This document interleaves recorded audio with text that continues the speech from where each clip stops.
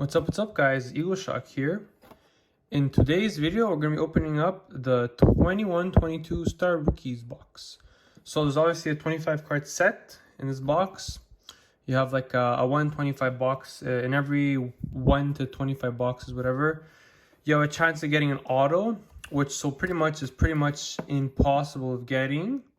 I'm just going to go through the set and see how, if the rookie has played this season, see how well they've done and what I think their future potential is. But other than that, that's pretty much it. I've been working very hard to clean up my not messy room, but I was doing some organization of hockey cards. So it took a lot of time out of my morning of this day when I'm recording. Didn't expect it to take that long, but yeah.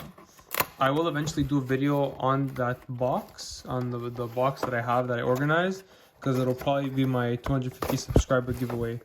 So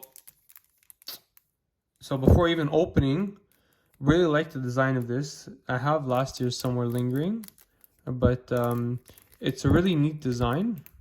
Nothing too ridiculous. If I can even open it, I can't seem to get the line, whatever. Okay, it's right here. Okay, that's why. So we'll leave the box there and we'll take this out of the way. But yeah, I really like this design. I think it cost me like $30 for it, so not the worst price. So we have Cole Caulfield. Probably could have been a better potential season for him if Martin Saint-Louis replaced him earlier on. But he did pretty good so far this year, and especially the second half. Zegras has been pretty good. I really like his flashiness of his playing, and I think he has a good future, especially with Anaheim, how they're developing. Swayman as well. He played very well. It's unfortunate it didn't work out in the playoffs for Boston there, being my team. But he played very well, and I love his design of the jersey, and his pads look great in this picture. But yeah. Moving on to the next player, we have Alex Newhook. I was expecting him to take a little bit of a bigger step during these playoffs, but it hasn't happened yet. Maybe it'll happen versus the Oilers, not sure. But so far, a really nice looking card, and I see him as a third liner. I don't see more than that. Spencer Knight will probably be a future goalie. The potential is very much there. Florida's defensive situation is always a bit iffy. You can see it with Bobrovsky over the past few seasons, but overall pretty good. Giorgio Densieko, I'm not really sure. He hasn't played much last year, and I don't recall him playing this year yet. Drysdale, another great defenseman. He has 1D upside, so will probably be the number one defenseman in Anaheim once Manson retires, which, I mean, he's not old, but I'm sure Drysdale will take the step forward in the next 1 or 2 years. It takes a lot of time for a defenseman to progress. Byfield, obviously a power forward. He's played well at times, but his injury this season was a big setback for him. So it's unfortunate for him, but I'm sure he'll do very well next year. Cale Addison, he's played well at times in Minnesota, from looking at stat sheets and advanced analytics, and I do like him. But he hasn't really seen much in terms of action. I think he plays third, four-liner, so obviously not as much exposure as the other players we mentioned so far. Ross Colton, love him. He's been pretty good so far, and I think he really has future upside. Obviously, a lot of these rookie cards haven't seen NHL action consistently, given that this rookie crop is all messed up with COVID and everything, and printing shortages that Upper Deck blames. One is just the fact that they're lazy. So Shane Pinto up next, played very well, and I think he got injured sometime during the season. I do see him as probably a 1C in the future. I don't think Josh Norris is there, obviously, but I do think he has the potential to replace him. Barry Boulay played very well. Two-way forward, I'd say. I don't really see him much more than that. He's played well, but he's not much more of a point getter. He's more of a defensive asset. Yessi Lolin, I'm not really sure. Probably, one game, obviously, so I haven't heard much of him. Zach Jones, I have his young guns. I think he's third liner, or he hasn't played much, but still good. I think he'll probably have some good future. I'm not really sure, though. Alexander Holtz, I really like his progress this season. I think he played a few more games this year, and I really do see him progressing into like a second line role and probably like power play 1, power play 2. But I really like what New Jersey has done over the past few years to retool with adding Hamilton, and I really do think they have a good future. Moving on, we have Niels Lundqvist, another defenseman on Rangers, obviously with their rookie crop there. That's their prospect crop that it obviously grows very consistently, but they're very slow to develop, given that the New York Rangers are very passive when it comes to their development, and more similar to New Detroit. Cole Perfetti, probably like 2C potential, if not like a top 6 winger forward there. I do think he's kind of stuck behind Scheifele and Dubois, so unless one of those two get traded, he's kind of in the back burner of like third liner.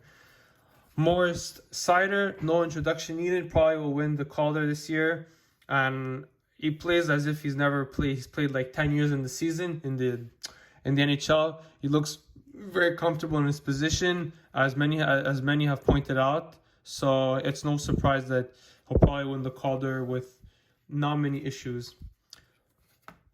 I can't pronounce it, but Vasil I'm probably gonna botch it. Pod Carlson, probably botched it.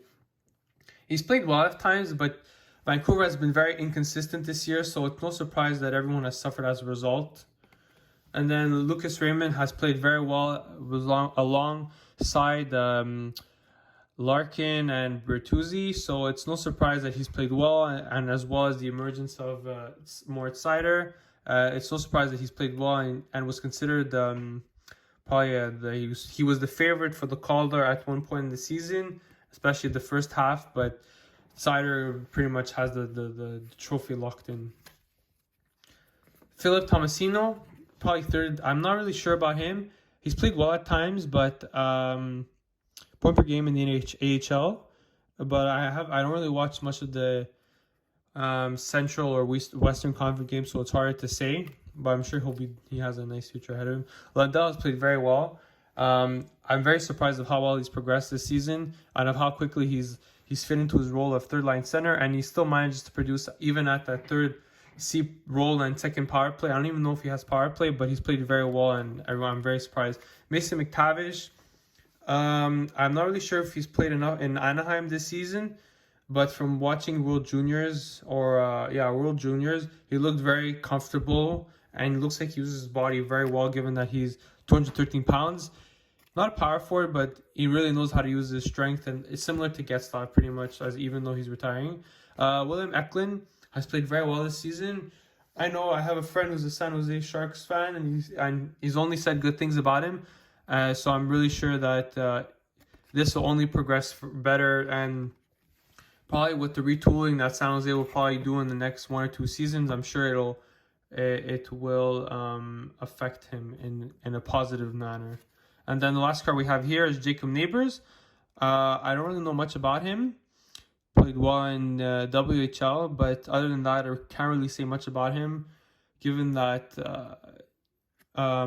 St. Louis's lineup is pretty much filled from first to fourth line, and there's not much really swapping that they do. But it's pretty unfortunate, given that they looked like they were playing very well in playoffs, and I thought they had a good chance at beating Colorado, but just unfortunate that they fell a little bit short with that last second goal scored by Derek Helm. But other than that, that's it, given we didn't get the auto. But overall, I think we did pretty well. I mean, there's nothing pretty well, just more of looking at the rookie crop that we'll probably expect with SPA, whenever that comes out, and SPX, and with all the other 2021-22 products that will come out. But other than that, I'm pretty happy with the cards, and it's more just of a collection factor, given that you get to see, there's not much value to these. Obviously, some of them do have value, given that they haven't had a card out yet, like Raymond. Probably his card goes from $10 to $5. But other than that, I'm pretty pleased and hoping to see these 3 progress very well. I'm sure they will. Surprised Caulfield's on the box, but Other than that, I'm pretty happy with the purchase, and I'll catch you guys in the next one. Peace.